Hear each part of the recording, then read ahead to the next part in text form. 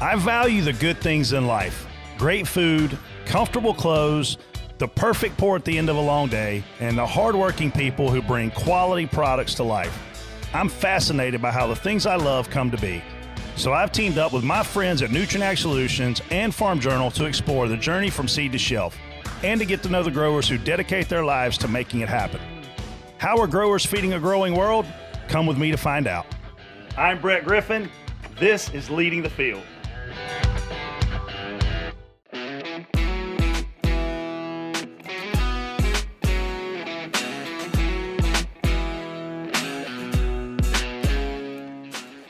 So where do you come from?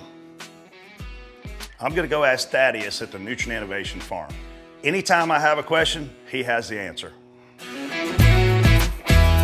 Hey, what are you doing? Are you busy? I'm just finishing up the day. How's things with you today? Well, things are great. I thought that you and I could probably use a little pour of this good old Chardonnay. You want 5 o'clock somewhere, right? Yeah, you crack the top.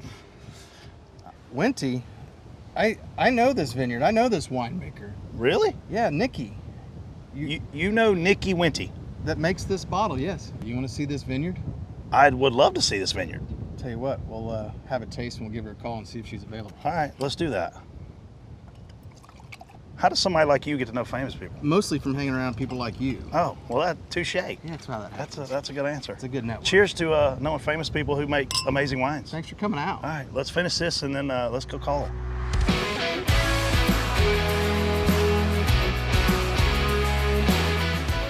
I made it to Wente Vineyards.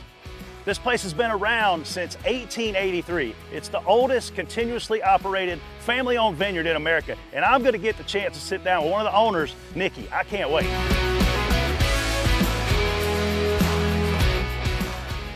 Hey, Nikki, how are you? Hey, Brett, how are you? It's so great to see you. So great to see you as well. Thanks for coming. Absolutely. I cannot wait to see this beautiful property of yours. Yeah, we're really excited to show you. Okay, let's do it. All right.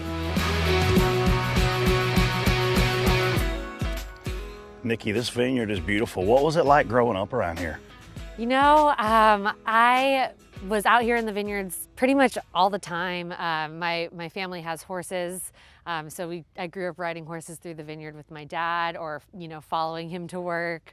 And I sort of just thought it was normal up until I got into the age of going to school and realized that it's not all that normal to be growing up out in the country on vineyards. But I feel really blessed now looking back to have such an outdoor-based childhood, and I think that's really what drove me to pursue a career in vineyard management. So what age did you realize I love agriculture and I want to do this the rest of my life? Probably 12 or 14.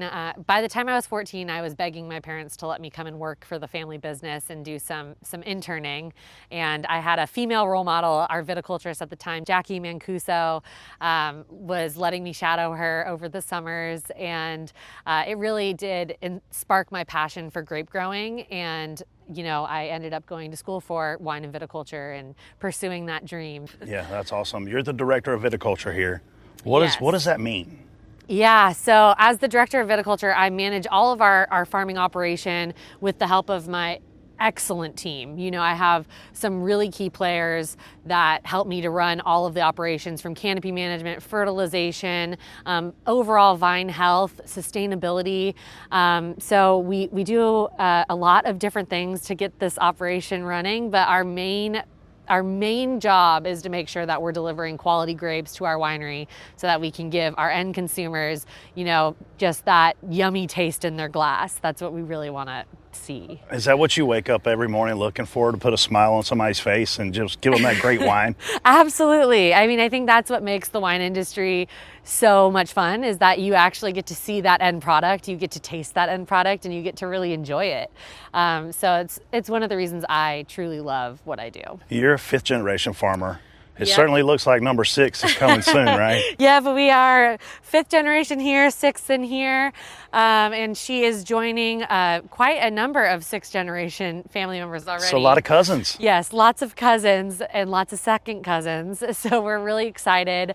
But I mean, being in business since 1883, that 139 years has a lot of historical background on how to manage the land, and what makes sustainability so important to us is that generational history that we have, because we really want to take care of the soil so that the soil will in turn take care of us, so that the 6th generation and beyond has, you know, the opportunity to work in such a beautiful environment. Very fun. Well, tell me where you're going to take me, and then at the end, you promised me wine, so you got to keep your end of the bargain on that. Yes, I definitely have some wine for you. And, you know, today we're going to meet with one of our partners from Nutrient Ag Solutions, Mr. Robert Baghetti, who I have worked with for, gosh, I don't even know how long, but since I was 14. So long time now, and really excited for you to meet him. Well, let's go find Robert. All right. After you. Do it.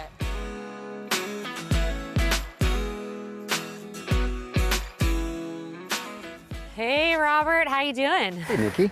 How's it going? Good to see you. Good to see you. This is Brett. Brett, nice to meet you. I hear you're the rock star out here. I don't know about that. That's pretty high, but Yes, he's definitely a rock star. He's been helping us to keep our vineyards clean and healthy for, gosh, 17 years? Wow. 17 years. We could be off a couple of years, but 17. You've been working for Nutrient for longer than that. 24.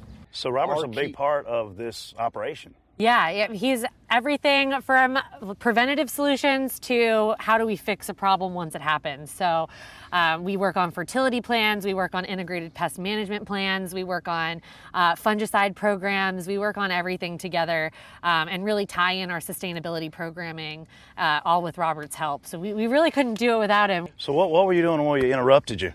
Well, right now I'm just checking for any potential problems. You know, this is what we do, and we make sure that, you know, we don't get any surprises. So we're checking the grapes for mildew, we're checking for insects, checking for fertility, and just making sure that everything is going to come out right to where in the end we have a good product for Nikki to make wine. So during the growing process, what are you most worried about? Mildew.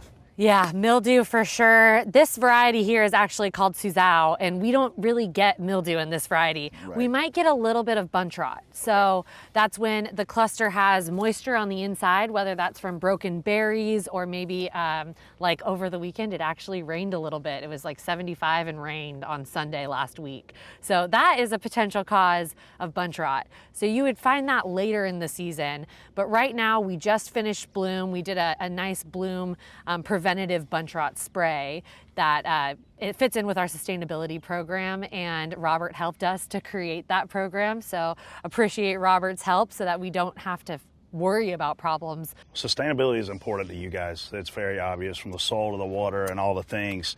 At this point during the process, what are you guys doing to practice some sustainable things? Water is such a big ticket item in California and, you know, across the world. So we're really focused on water conservation. We have a lot of technology in the vineyard, from evapotranspiration sensors, sap flow sensors. We're using AI actually as well to try and help us understand our water needs for the vines.